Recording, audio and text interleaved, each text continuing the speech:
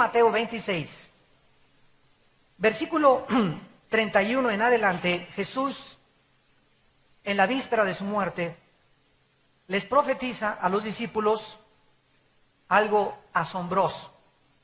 Dice Mateo 26, versículo 31, entonces Jesús les dijo, todos vosotros, en primer lugar, ¿ven cuántas profecías? En casi 2 versículos. O sea, todos los discípulos, absolutamente todos incluidos, la primera profecía, en segundo lugar, se iban a escandalizar.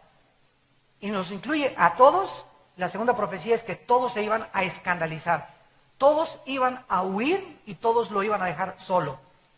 De mí esta noche, el escándalo iba a ser Jesús. Tercera profecía. Cuarta profecía, y él cita Zacarías 13:7, porque está escrito, heriré al pastor y las ovejas del rebaño serán dispersadas.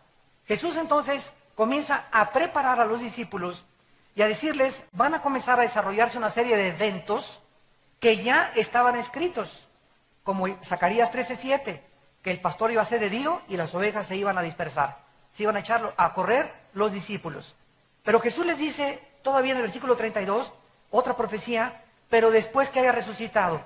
Él estaba absolutamente consciente de todo lo que iba a suceder. En su preconocimiento divino, Jesucristo sabía a qué horas lo iban a crucificar, qué día lo iban a arrestar, en qué momento lo iban a abandonar. Él estaba consciente absolutamente de todo lo que sucedía. Pero quiero decirles a ustedes que voy a resucitar. Y después de que resucite, dice el versículo 32, voy a ir delante de ustedes, o sea, me voy a adelantar a Galilea, para que cuando ustedes lleguen a Galilea, yo ahí los voy a estar esperando resucitar. Respondiendo Pedro le dijo, aunque todos se escandalicen de ti, yo nunca me escandalizaré. Jesús le dijo, de cierto que esta noche, antes que el gallo cante, me negarás 3 veces. Pedro le dijo, aunque me sea necesario morir contigo, no te negaré. Todos los discípulos dijeron lo mismo. Hasta este momento, todos ellos confiaban en la carne. Señor, yo voy a ser cristiano, yo nunca voy a cometer adulterio, yo ya no me vuelvo a emborrachar, ya no vuelvo a dejar de fumar, te prometo que voy a hacer esto para el siglo XXI, y comenzamos a hacernos propuestas donde creemos que nuestra fuerza de voluntad es suficiente para poder caminar con Dios. Y muchas veces nos damos cuenta que estas proposiciones y estas propuestas que nos hicimos para caminar con Dios en un nuevo siglo que comienza, o a un nuevo mes, o una nueva semana, fallamos. Y que no somos capaces de cumplir lo que nosotros nos habíamos propuesto por desconocer el secreto que Cristo nos va a revelar. Hasta este momento todos dijeron, no, Señor, no, aquí nosotros no, vamos a morir contigo, lejos sea de nosotros. Entonces, versículo 36, llegó Jesús con ellos a un lugar que se llama Getsemaní. Y dijo a sus discípulos, siéntense aquí, entre tanto que voy allí y oro. Y tomando a Pedro y a los 2 hijos de Zebedeo, comenzó a entristecerse. Esta palabra en el griego, lupeo, que se tradujo entristecerse, significa ser afectado de una profunda tristeza o de un dolor del corazón indescriptible. Podemos decir, me siento triste que me dejó mi esposa, me siento triste que mi hijo esté caminando en malos pasos, me siento triste de la situación del país, pero esta tristeza que Jesús experimenta en Getsemaní rebasa todo lo imaginable de la tristeza que un ser humano puede atravesar. Así que si tú te sientes triste en esta mañana por algo o por alguien, hay alguien que se identifica contigo en esta tristeza. Y dice a continuación, y angustiarse de una forma sobrenatural, o sea, se tradujo en gran manera.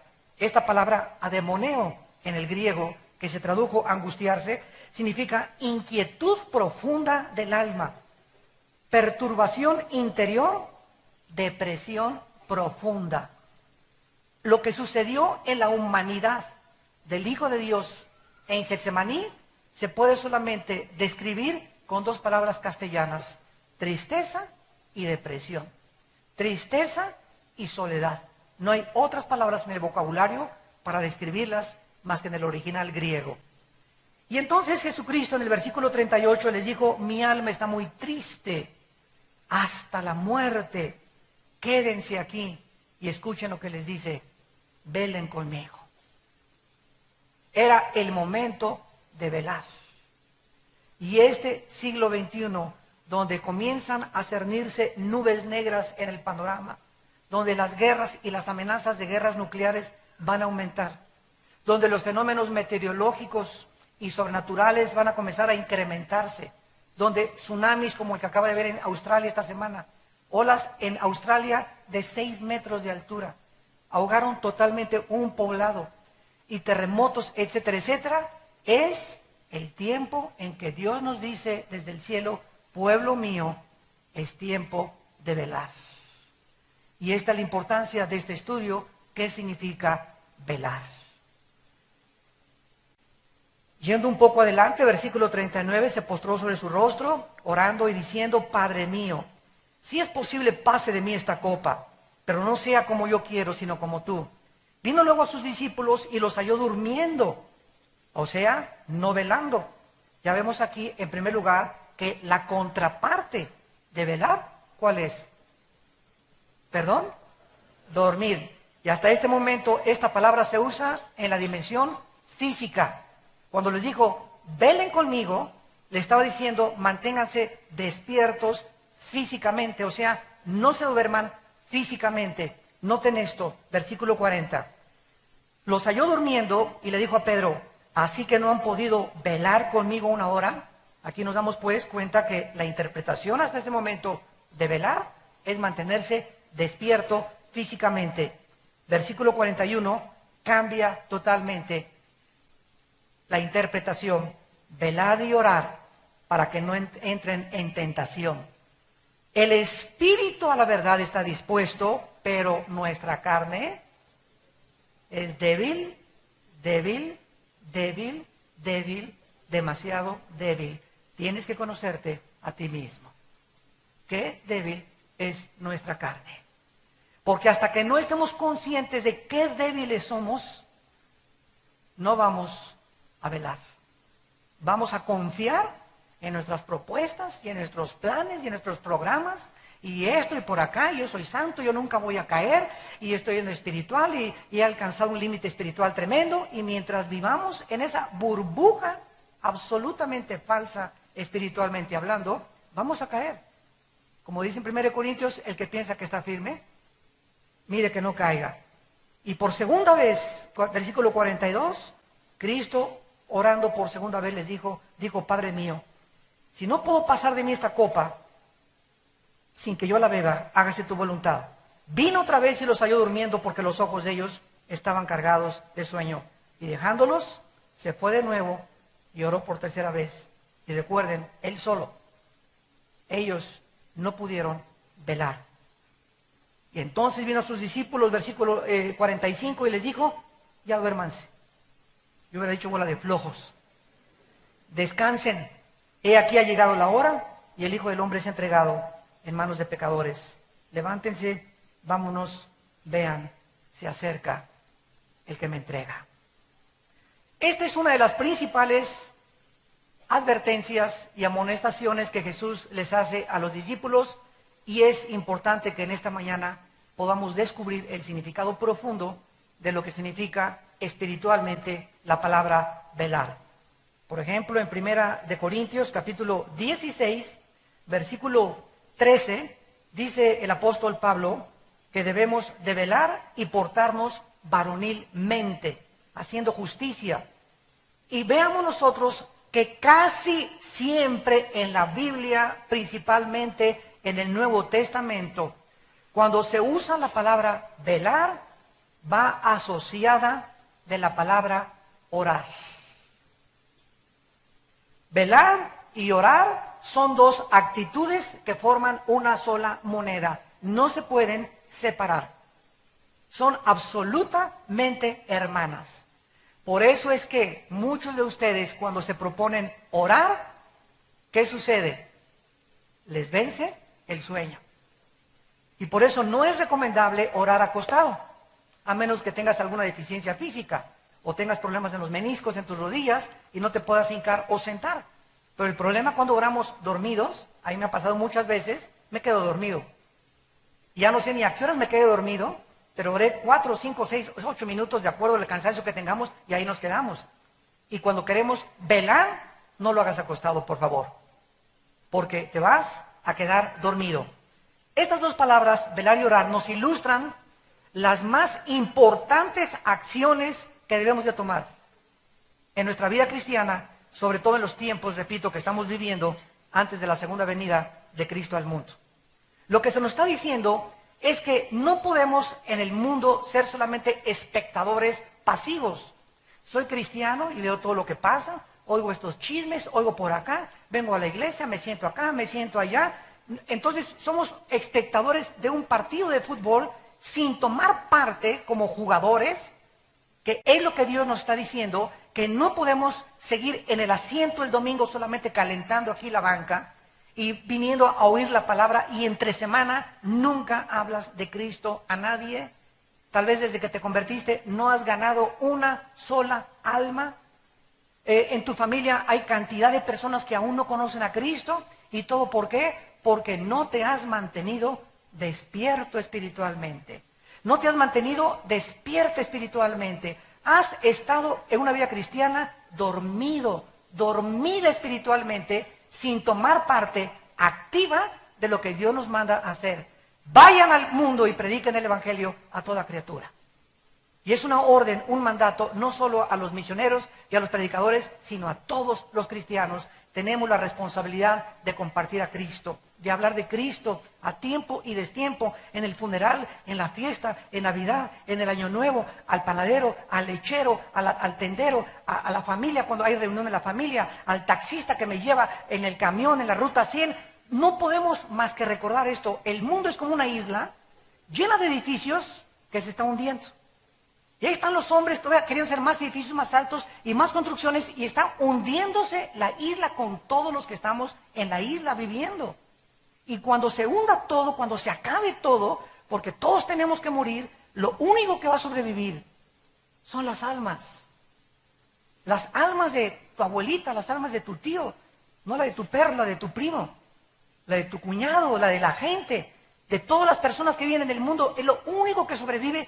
Todo se hunde, el mundo se va a acabar, va a haber cielos nuevos y nueva tierra. Nosotros vamos a sobrevivir.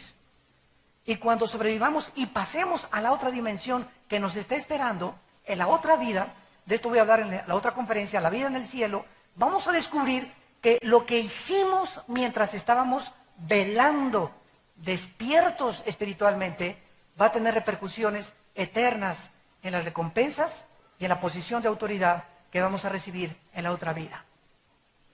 En otras palabras, si tú vas a ser en la otra vida presidente de 4 o 5 naciones o gobernante de la galaxia Andrómeda, o vas a tener posiciones de autoridad en el reino de Dios, va a ser no porque le caíste bien a Dios ni a Cristo. Ahí no va a haber compadrazgos ni nepotismo. Va a ser por tu fidelidad que tuviste mientras estabas en el cuerpo. No perdamos el tiempo. ¿Qué tan importante es velar? Antes de entrar a este estudio, consideremos que otra vez se encuentra con la palabra asociada de orar, porque el Espíritu Santo une la palabra velar con orar en toda la Biblia.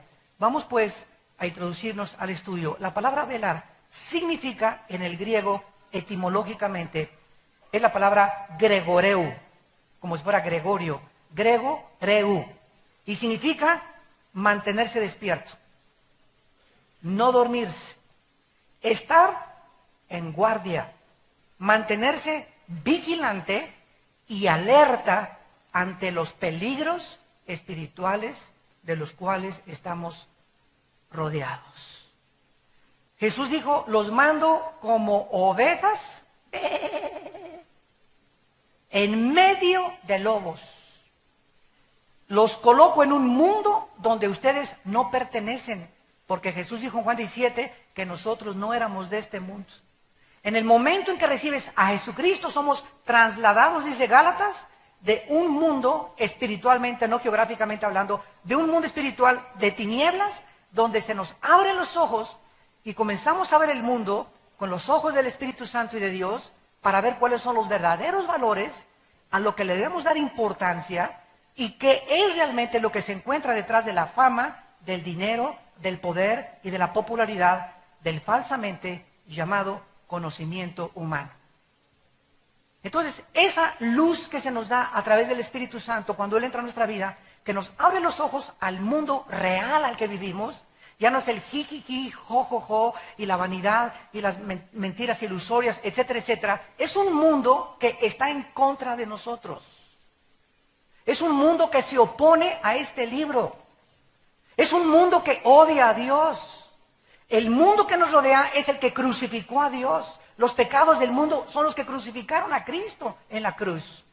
Por eso vas a ser perseguido, malentendido, calumniado, chismeado, rechazado, perseguido, porque no pertenecemos a esta sociedad. Cuando dice Jesús que seamos santos porque Él es santo, significa sean separados. No hagas lo que el mundo hace, sepárate del mundo. No te digo que te vayas a un convento, ese fue el error de Roma. Agarrar y mandarlos al convento para creer que eso nos aísla del mundo. Si nos vamos a un convento, ¿cómo le vamos a predicar a la gente? Es absurdo, ¿verdad? Y lógico y racional. No, estamos en el mundo, pero no participemos de las obras del mundo. No hagamos lo que el mundo, las modas, la moral, no sigamos la corriente del mundo que no lleva por líder al Espíritu de Dios, sino a Satanás. Esto es lo que significa mantenerte alerta, darte cuenta que estamos rodeados de tentaciones. Y si no, camina por el periférico, espectaculares ya desnudos, ya en ropa interior, mujeres y hombres, por todos lados, burlas, prendes la televisión, vulgaridades, obscenidades, pornografía, ya hasta las caricaturas hay pornografía, prendes el internet, más de 25 millones de sitios pornográficos. Lo primero que yo hice ahora a mis hijos con los famosos iPhones es quitarles el internet a los niños. Tú no puedes a un niño entregarle una computadora, una laptop o un iPhone que tenga internet, porque le estás entregando peor que una arma. Lo estás entregando a un mundo donde él se mete y destruye su mente. Que mi esposo y yo le dijimos a nuestros hijos, ¿quieren internet? Aquí en la casa. ¿Quieres hacer tarea? Aquí en la casa y en mi oficina está el internet. Y ahí te metes y yo veo qué cosa estás haciendo. Pero tú no vas a traer internet en tu iPhone, ni en tu iPad, ni tampoco en los cientos de cosas cibernéticas que existen ahora. ¿Por qué? Porque es algo que los destruye a los niños y a los jóvenes. No se imaginan ustedes el daño que está haciendo internet con los millones de sitios de obscenidades y de barbaridades, de homosexualismo, lesbianismo, masoquismo, sadomasoquismo. Pueden meterse a la página que ellos quieran libremente, a un mundo que no existe, más que es el mundo que destruye las mentes y los corazones de la próxima generación. Y nosotros somos responsables de cuidar que nuestros hijos puedan meterse y estudiar y no meter en su mente cosas que los vayan a destruir. Entonces, esta palabra velar, mantenernos alertas, mantenernos despiertos, es la palabra que se usa para una persona que cuida un edificio. ¿Qué es un velador? Alguien que está velando. ¿Quién es un velador? Una persona que trabaja de las 11 a las 7 de la mañana. Es el turno que se llama de noche. Si tú trabajas de bellboy, de 11 a 7, estás velando como bellboy. Cualquier que trabaje en la noche, trabaja velando. ¿Por qué? Porque entre la 1 y las 3 de la madrugada. Yo me acuerdo cuando era bellboy en el Hotel Camino Real, aquí en México, hace muchos años, ahí comencé en la hotelería de bellboy, y me acuerdo que llegaba, me cambiaba en mi locker, me ponía mi uniforme de bellboy, y a las 12 y todo, y por acá, y a los clientes sirviéndoles, cargando las maletas, por esto y el otro, y a la 1:30 comienza uno, y se le comienzan a cerrar los ojos, y si te mantienes despierto entre la 1 y las 3, ya la hiciste. Porque es un momento y un periodo de tiempo donde el cerebro no soporta ya mantenerse despierto. Es nuestra fisiología, es la forma natural que el cerebro fue programado por Dios, y te agarra el sueño y un parpadeo así te quedas dormido. Y es precisamente entre la 1 y las 3 de la mañana donde más oscuro se encuentra el tiempo. De las 3, 4, 5 de la mañana ya comienza el amanecer, ya no es tan difícil mantenerse despierto. Pero ahorita estamos entrando a la 1 o 2 de la mañana en el mundo. Estamos entrando a la época más tremenda de las tinieblas espirituales del mundo. Romanos capítulo 13. Dice el versículo 11 al versículo 14. Romanos 13, del 11 al 14. Y esto, vean el énfasis espiritual de esta amonestación del apóstol Pablo. Romanos 13, 11. Y esto conociendo el tiempo. O sea, ¿qué responsabilidad tenemos nosotros de saber en qué tiempo estamos viviendo? Debemos de conocer que nos encontramos a las 2, 3 de la mañana. El mundo está oscureciéndose. Dice Isaías, y las tinieblas cubrirán el mundo, pero a ustedes le resplandecerá la luz. Es en este tiempo, amados santos de Dios, ustedes que nos escuchan a través de la televisión, cuando más alertas y despiertos espiritualmente debemos estar. Conociendo el tiempo, que ya es hora de levantarnos del sueño. Ya estuvo suave de que nada más el domingo y entre semana, el tiempo de ir a la iglesia, vamos a la iglesia. Jesucito mío, me dice compañeros, ni noche ni día. Santo, santo, santo, santo. Y te vas y de lunes a sábado no vives la vida cristiana, no tienes una vida de oración diaria, no tienes una vida de estudio de la Biblia, no vas entre semana a estudios, estás dormido, dormida en el tiempo que estamos viviendo. Y luego, ay, me dejó mi esposo, ay, me dejó mi esposa, y mi hijo tiene problemas, y esta cosa, y me robaron por acá, y me pasó estas cosas, y quieres que en ese sueño espiritual te ayude Dios. Y cuando despiertas es cuando, Señor, ¿me ayudas? Señor, ¿me sanas? Esta pasta de Santa Claus, ¿me la sanas también, Señor? No queremos disciplina, no queremos someternos a la palabra de Dios, pero queremos que Dios sea nuestro siervo cuando lo necesitamos. Y esto no lo enseña en la Biblia. Esto no lo encuentras en las Sagradas Escrituras. Levantémonos del sueño porque ahora está más cerca de nosotros nuestra salvación que cuando creímos. Y dice Pablo, la noche está avanzada. En otras palabras, él compara la vida cristiana con el día y la noche física. Así como el amanecer es a las 4 o 5 de la mañana y la peor hora es entre la 1 y las 3 de la mañana, físicamente hablando, estamos entrando en la peor época de la humanidad, la hora de las tinieblas. ¿Recuerdan cuando Jesús lo agarraron en Getsemaní y lo arrestaron? ¿Saben? ¿Recuerdan la palabra que dijo? Ahora es el tiempo de las tinieblas. El momento que crucificaron a Cristo, el mundo se cubrió de tinieblas. Fue la hora en la que Satanás tenía el permiso de Dios de cubrir el mundo de tinieblas.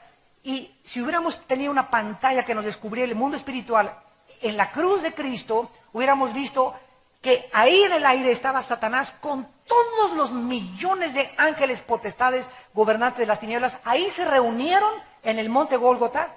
Alabío, alabao, alabín, bomba. Le dimos, ra, ra, ra. Y estaban todos, el templo se rasgó, hubo un terremoto tremendo. Y qué susto a los 3 días. Cuando él sale de entre los muertos y les dicen, ¿dónde está tu bio? Labao, alabim bomba. Aquí estoy, yo soy el que, ustedes me echaron porras para morir, me rechazaron, me crucificaron, se burlaron, me escupieron, me calumniaron y yo no dije absolutamente nada. Ahora es el tiempo de la luz, de la resurrección de entre los muertos. Para que todos ustedes vean, para que todos ustedes sepan que así como ahora el mundo parece que se nos echa encima y que por todos lados los demonios de la violencia, los crímenes, asaltos, secuestros, etcétera, etcétera, parece que Dios no está al cargo del mundo ni soberanamente gobernando el universo, nosotros tengamos paz en nuestro corazón. Porque estamos despiertos y sabemos que Él es el Señor y el que habita al abrigo del Altísimo morará bajo la sombra del Omnipotente. Y diré yo a Jehová en esta época, mi castillo, mi Dios, mi esperanza, en quien confiaré. No tendré temor de nadie, ni del terror nocturno, ni de saeta que vuela de día, ni si me robo, ni mucho menos, porque mi alma está en las manos de mi Creador, de mi Señor, y nadie me puede tocar ni a mi familia más que con el permiso de mi Dios. y caminas en este mundo de tinieblas, ya no así, y ya no quieren salir, lleno de temor, y deprimido, y agüitado, y el otro, y ya perdí el trabajo, ahora me voy contra mi esposa, ya perdí el trabajo, ya pierdes totalmente la brújula, te divorcias, y comienzas a hacer y a tomar decisiones totalmente irracionales, simplemente por algo, porque cuando Cristo te habló, no pusiste un fundamento en tu vida.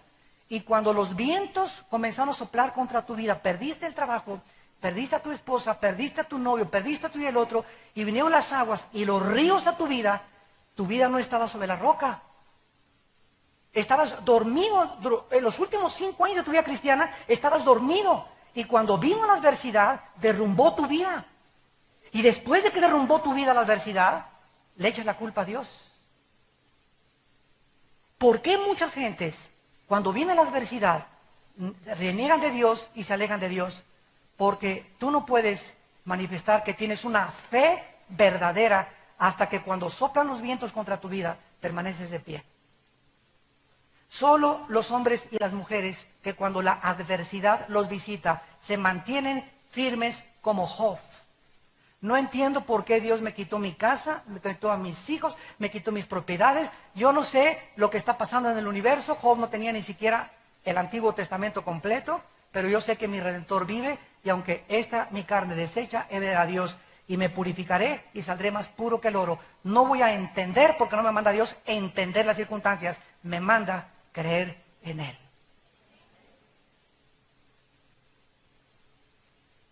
Esta es la fe. Creer a pesar de las circunstancias. No sé lo que está pasando y me preguntas, yo tampoco sé, hermano, lo que está pasando en tu vida. Pero eso es una cosa, Salmo 27. Hubiera yo desmayado si no hubiera creído que vería a Dios en la tierra de los vivientes.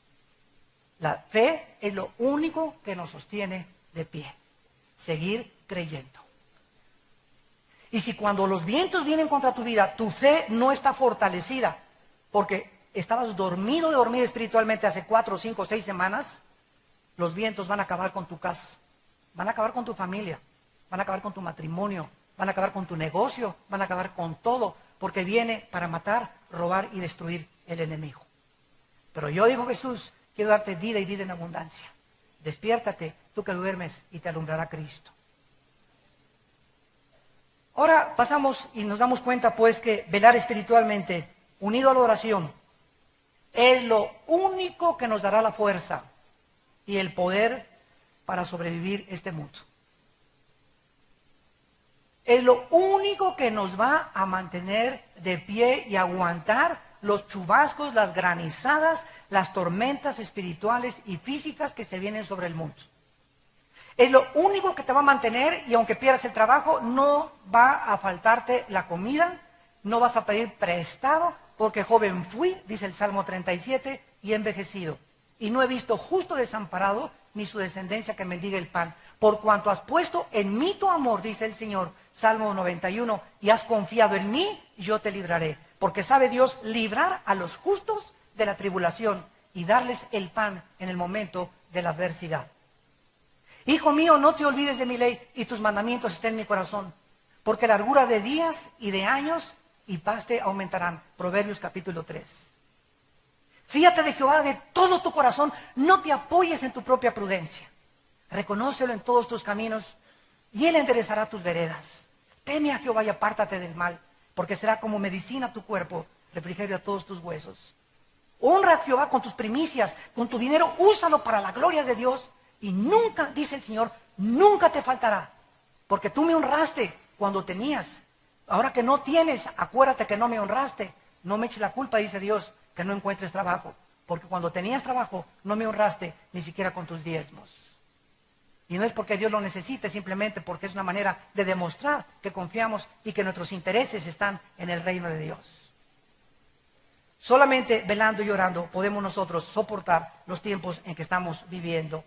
Mientras más cerca nos encontramos de Cristo, con más urgencia debemos despertar de nuestro sueño espiritual. Ahora, en segundo lugar, velar bíblicamente es mantener la mente alerta. Porque aquí es donde todo absolutamente se desarrolla el campo de la batalla. La mente es el campo de la batalla entre el bien y entre el mal. Dios nos ha dado una mente maravillosa, no sé cuántos de ustedes ya lo descubrieron. Un niño de 6, 7 años de edad puede hablar 4 idiomas.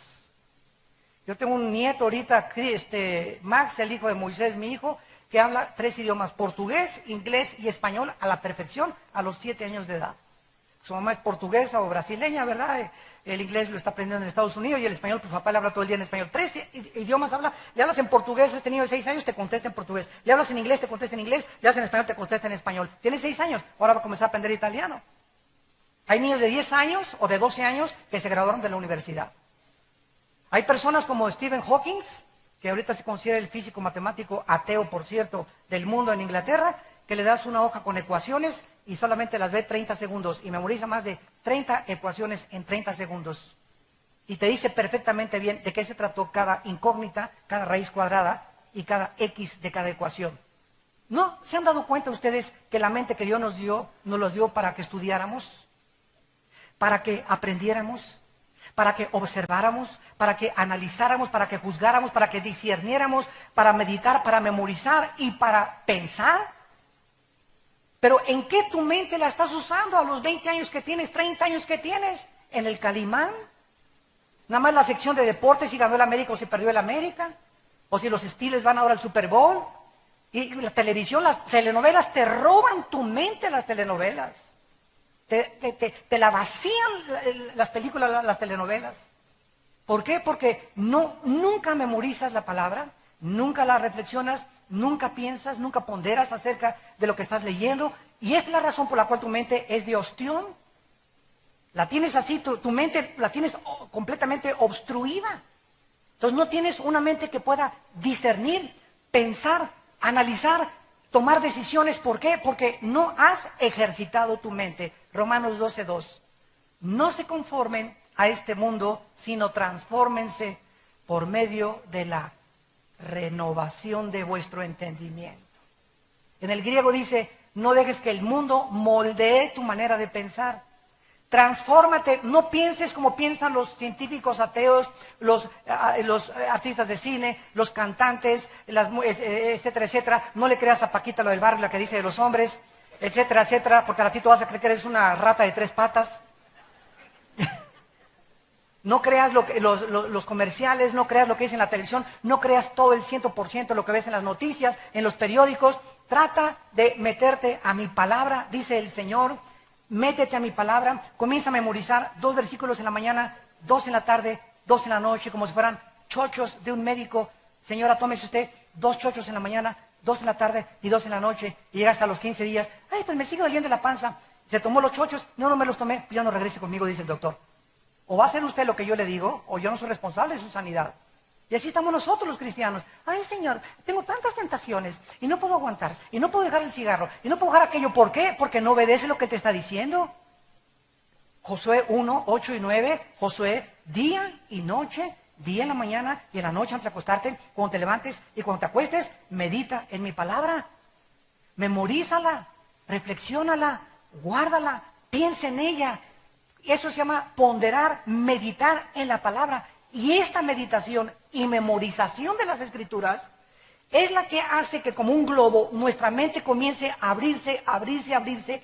Y mientras más palabra tengas en tu mente, tienes una percepción espiritual mucho más grande de lo que está pasando en las naciones, en el mundo, en la ciencia, en tu escuela. Comprendes a las gentes, comprendes las iglesias, tienes estabilidad, tienes brújula, porque eres lleno de la palabra de Dios. Mientras no hagamos esto, no vamos a mantenernos despiertos en los tiempos que estamos viviendo. Si yo te pasara aquí ahorita y te dijera, dinos el Salmo 23, ¿te lo sabes de memoria el Salmo 23? Ya de perdida. No, hermano, no me sé Juan 3:16. De tal manera amó Dios al mundo que Dios dijo, ni qué, bla, bla, bla. ¿Te sabes el Salmo 91 de memoria? ¿Te sabes algún salmo de memoria? ¿Te sabes algún capítulo entero de memoria de la Biblia? O por lo menos todo Proverbios capítulo 3, o Proverbios capítulo 8, o el Salmo 27, Dios mi fortaleza, mi salvación, de nadie de temer. ¿Podrías pasar aquí y decirnos 30 versículos de memoria? que en tus 10 años y 15 años o 20 años de cristiano no has podido memorizar 20 versículos de la Biblia?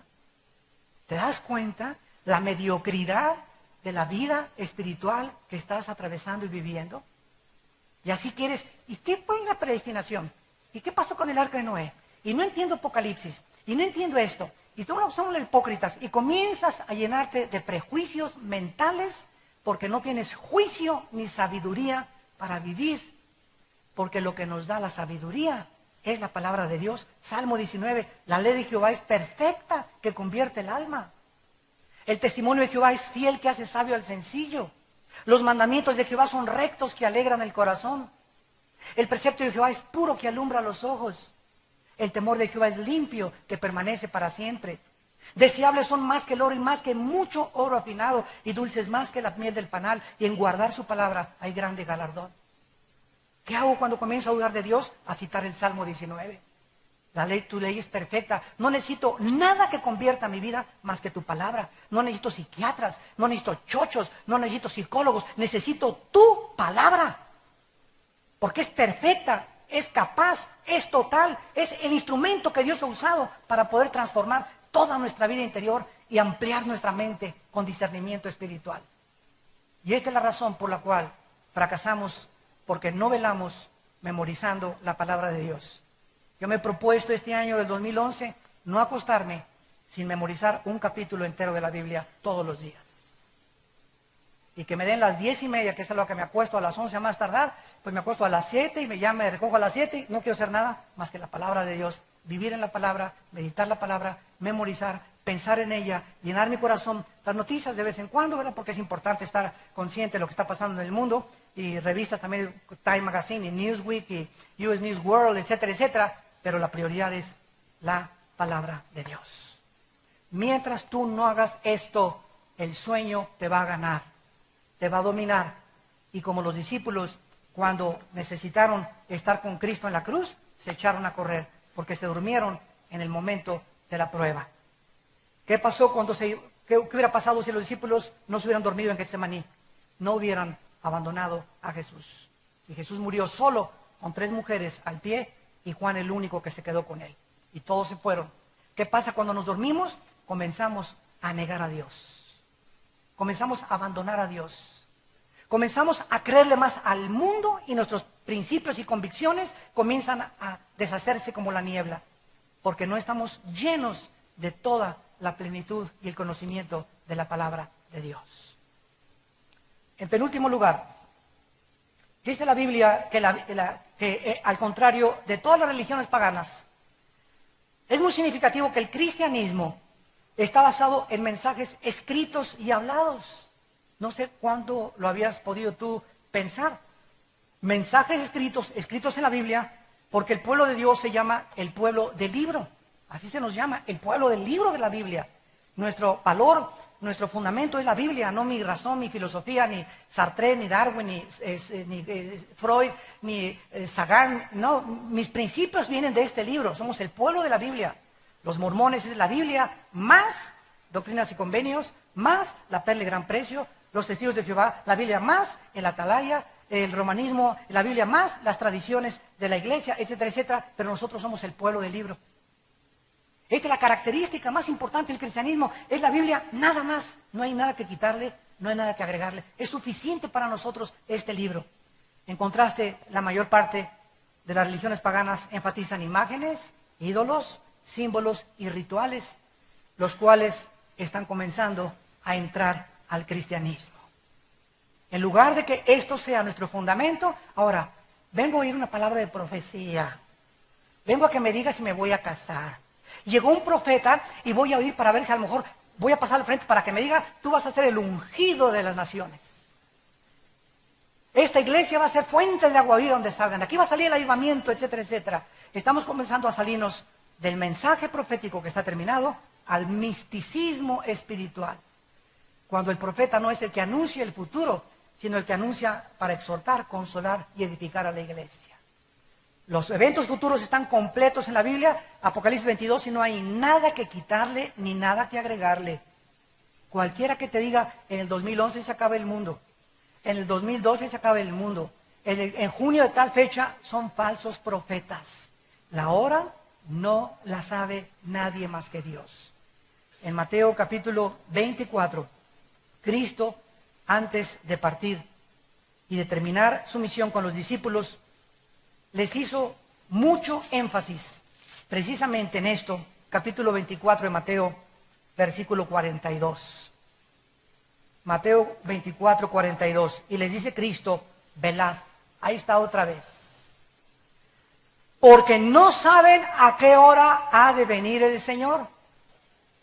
En otras palabras, cuídate que si Cristo regresa hoy en la noche o si Cristo regresa mañana, te halle durmiendo espiritualmente. Cuidado, porque te quedas. Te quedas. Fue lo que dijo en Lucas 21, orad y velad para que sean tenidos como dignos de escapar las tribulaciones que se vienen sobre el mundo. Cuando Cristo venga, los que tengan las lámparas prendidas, ¿se acuerdan la parábola de las 10 vírgenes? Solo las que tenían el aceite. O sea, muchos traían la Biblia es la lámpara. Pero si tú traes la lámpara a la Biblia sin el aceite, que es el Espíritu Santo, que es el que le da vida a la palabra, no mi mente, no mi razonamiento, sino que es el Espíritu dentro de mí lo que hace viva la palabra a mi espíritu. Si no tengo una relación con el Espíritu Santo viva, diaria y dinámica, porque estoy alerta y el Espíritu Santo tiene un instrumento a quien hablarle. Cuando venga Cristo, me va a hallar, sí, con la Biblia, aleluya, gloria a Dios, y viene el rapto, y de repente la mitad aquí del sur se quedaron en la iglesia. ¿Y los demás dónde están? Y entonces vas a caer de rodillas ahí en tu silla. Señor, tenían razón, ¿verdad? ¿Y por qué? ¿Por qué? Por tu negligencia y por tu incredulidad. Nunca le creíste a Dios. Y no me vengas a decir, Señor, Señor, porque te voy a decir, Mateo capítulo 7, nunca te conocí, nunca hiciste mi voluntad. ¿Cuál es su voluntad? Que velemos y oremos. Y continúa Jesús en el versículo 43, pero sepan esto, que si el padre de familia supiera a qué hora el ladrón habría de venir, velaría y no dejaría minar su casa. Tú vives en una casa y creo que si te dicen que hay ladrones afuera de la casa, serías un tonto de dejar las puertas abiertas. Nuestra vida debemos de cerrarla, porque estamos rodeados de ladrones espirituales, de espíritus demoníacos que quieren entrar a robarnos esto, la palabra de Dios. El diablo quiere sacarte esto y no se te va a aparecer en persona. Te va a mandar a tu primo, a tu novio, a tu novia, a alguien de tu familia, a un amigo cercano, a meterte dudas, a meterte tentaciones, a jalarte hacia ellos porque quiere sacar esto de tu vida. Porque tu vida no está cerrada, no tiene candados. No has atesorado la palabra de Dios como lo más precioso que debemos de tener. Si no pongo candados en mi casa, se meten los ladrones. Si no pongo candados en mi vida espiritual, el enemigo viene a robarnos, a destruirnos y a destruir nuestra mente y los valores y la confianza y la esperanza que Dios nos ha dejado. Y dice el versículo 43, si el padre de familia supiera, o sea, si nosotros también supiéramos a qué horas vendría el ladrón, ¿verdad? Pues velaríamos. Pero tanto también ustedes estén preparados, porque el Hijo del Hombre vendrá a la hora que no pensáis. ¿Quién es el siervo fiel y prudente, al cual puso su Señor sobre su casa para que les dé el alimento a tiempo?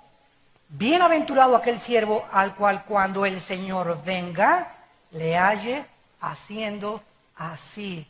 ¿Quién de ustedes va a ser el prudente y el fiel, que cuando Cristo venga los va a encontrar o nos va a encontrar enseñando su palabra a nuestros hijos?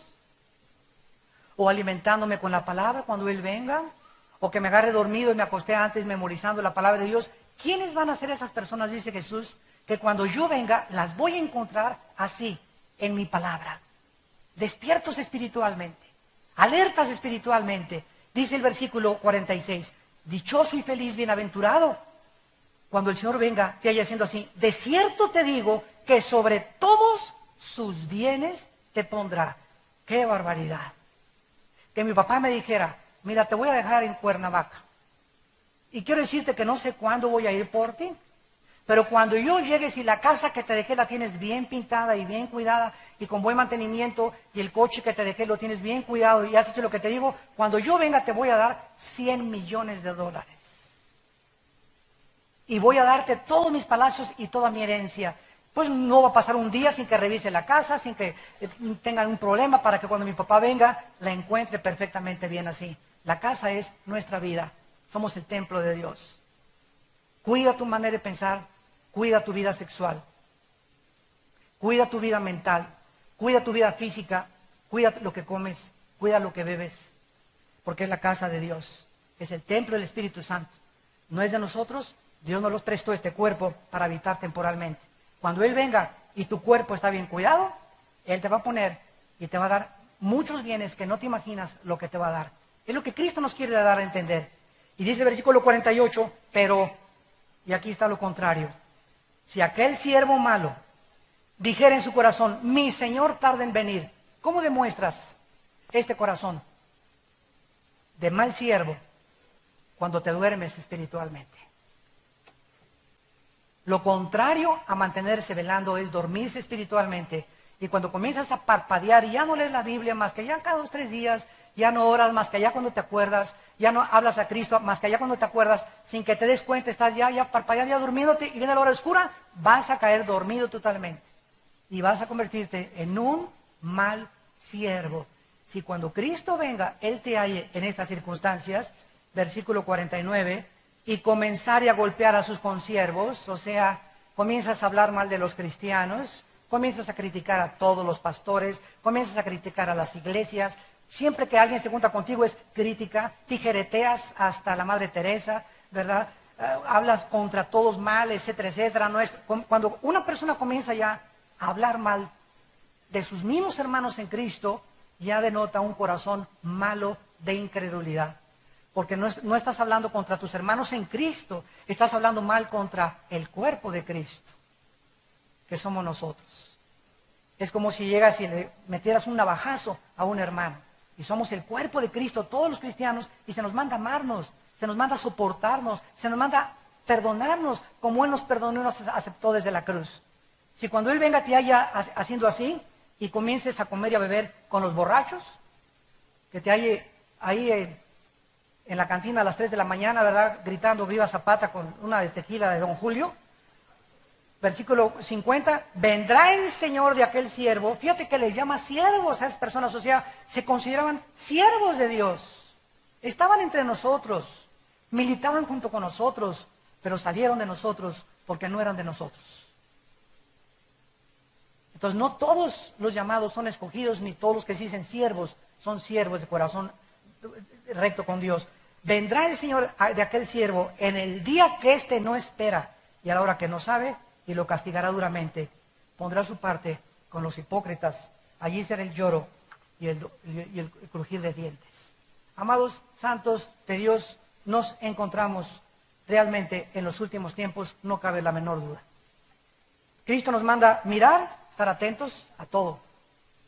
Cuídate, ¿verdad? Es como decía el otro día un pastor, oye, Armando, yo veo una muchacha guapísima, ¿verdad? Y digo, qué guapa muchacha, ¿verdad, hermano? Pero tienes tú la fuerza y voluntad para decir que el Espíritu Santo te da, ¿verdad? Ya la vi, está bonita, qué muchacho tan guapo, ahí muere. No es para ti, ni te vas a casar con ella tampoco.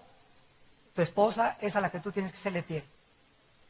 Y cuando una mujer viene y me dice, oiga, hermano pastor, quiero decirle que mi esposo, yo no puedo ser cristiana porque mi esposo me hace enojar a cada momento, yo le contesto, escuchen esto, los que ustedes son consejeros, dile a esta señora, es una mentira que tu esposo te hizo enojar, usted se enojó porque usted escogió enojarse. O sea, cuando yo digo, me hizo enojar, estoy diciendo, él tiene la culpa de mi enojo. No, yo me enojé, yo escogí enojarme, porque si yo escojo no enojarme a pesar de lo que me digan, es porque yo soy responsable de mi enojo. Pero no le digas, me hizo enojar. El diablo me hizo esto. ¿Por qué? Porque estamos evadiendo el sentido de responsabilidad que Dios nos ha dejado, de que somos responsables de nuestras actitudes y emociones. Me hizo enojar, no te hizo enojar, tú escogiste ser enojado. Me hizo emborracharme, espérame tantito, tú te emborrachaste porque tú escogiste emborrachar. Que mi novio me comenzó a dar, no te comenzó a dar, tú aceptaste que te comenzara a dar. Y tú dejaste que te manoseara y te embarazaste porque tú quisiste eso. No me vengas a mí con cuentos chinos. Nosotros determinamos a dónde llegamos y lo que queremos hacer. Así que no vengas, es que si yo tuviera una esposa más santa, hermano, que fuera como la Madre Teresa, de piadosa, y que me amara, etcétera, etcétera, pero mi esposa me impide yo ser el apóstol de Dios para las naciones. ¿Sabes una cosa? Ni tu esposa, ni tu perro, ni tu mamá, ni nadie puede impedir ni abortar el plan de Dios para tu vida, más que tú nada más. Que tu esposa es la leona de Santa Julia. Ok, que siga siendo y que siga rugiendo, a ti no te llega. No digas, me contaminó, no, tú dejaste que te contaminara. Escoge no contaminarte, escoge no hacerle caso, escoge orar por ella, escoge seguir a Dios a pesar de todo. Nunca nadie se atreva a decir, si yo tuviera otro esposo, si yo tuviera otro esposo. No es cierto, no es cierto, no es cierto. Esto proviene de la psicología freudiana, la evasión de la responsabilidad y la victimización de las personas, haciendo a un lado su responsabilidad de los pecados.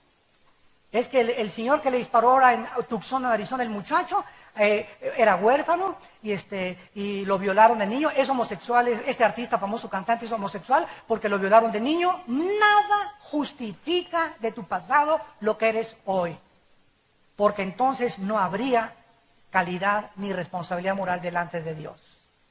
Mi mamá fue la prostituta de Santa Julia, la leona de Santa Julia, ahí me violaron 3 veces. Yo he escogido seguir igual que el que me violó, ser homosexual. Yo he escogido ser lesbiana, yo he escogido emborracharme. Mi madre y mi padre fueron lo peor, pero yo he escogido lo que soy, porque yo tengo fuerza de voluntad. Nadie ha violado mi voluntad para yo determinar mis decisiones morales. Por favor, que taladre estos pensamientos tu cabecita. ¿Quién es una persona madura? La que llega el momento y dice, yo soy lo que soy y no me parezco a nadie. Perdóname, señoras. Yo soy lo que soy porque yo lo he escogido y porque así he actuado libremente. Es cuando llegas a la madurez. Comenzó con Adán, la señora que me diste. Si no me hubieras dado a Eva, Señor, yo no hubiera comido el fruto. Ahí comenzó la evasión de la responsabilidad. Amados en Cristo, esto es lo